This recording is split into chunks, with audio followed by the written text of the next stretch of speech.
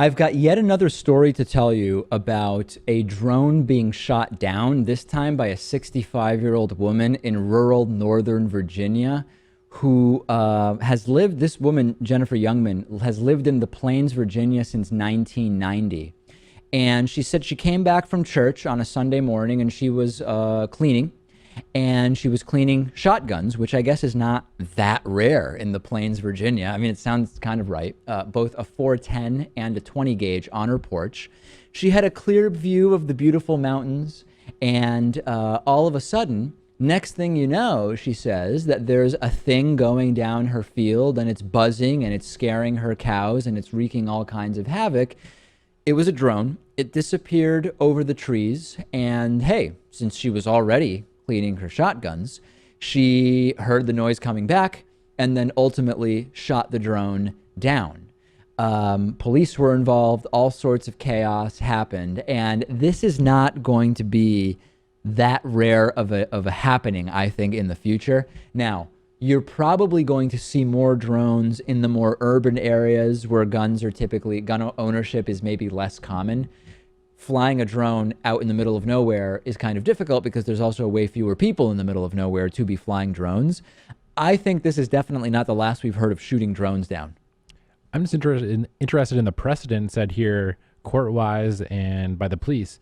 Whose fault is this? Right. Is the real question here, I think. And a lot of this gets into the real estate law area of air rights and the discussion of how far into the air above your property is it your property? And this is an issue. I remember taking a real estate law class when I was in graduate school, and this was one of the issues that came up. This was this is before drones were even common, but more about what if someone were to have a very, very long fishing line where they were dangling something from a taller building over your building or whatever. At what point, like with drones, the examples are way, way simpler, right? But this idea of air rights above one's property, like with the internet, like with so many different areas of law, the law is going to need to catch up to the reality that drones are going to be increasingly common. We're seeing pizza delivery already happening in Australia via drone delivery, et cetera, et cetera. This is going to be an issue. And I don't know, the part that scares me is very often the laws on new areas of law are years and years behind how the real world is actually working. And if we get some decisions in courts that set precedent before this is really well thought out, we might have some really bad precedent set on this area. So I'm interested, what is the actual law regarding real estate there? I'm not actually sure. Okay. I think it depends. I mean, of course, I'm not a lawyer. Not that anybody would think that I was, but I don't know if it varies from state to state, if it varies depending on the situation. We know that in terms of the FAA and altitudes, that the idea that is being thought of for drones is there's an exclusion zone around airports where airplanes would be flying low. And then outside of that, there would be a ceiling for drone operation, which would be below where you would have planes operating at, maybe 1,500 feet or something like that. And that as a rule, the takeoff and landing of drones would have to be completely vertical, right? So that there's no chance of, as you are getting up to your required altitude, you're sort of diagonally tracing a path through areas where you shouldn't be.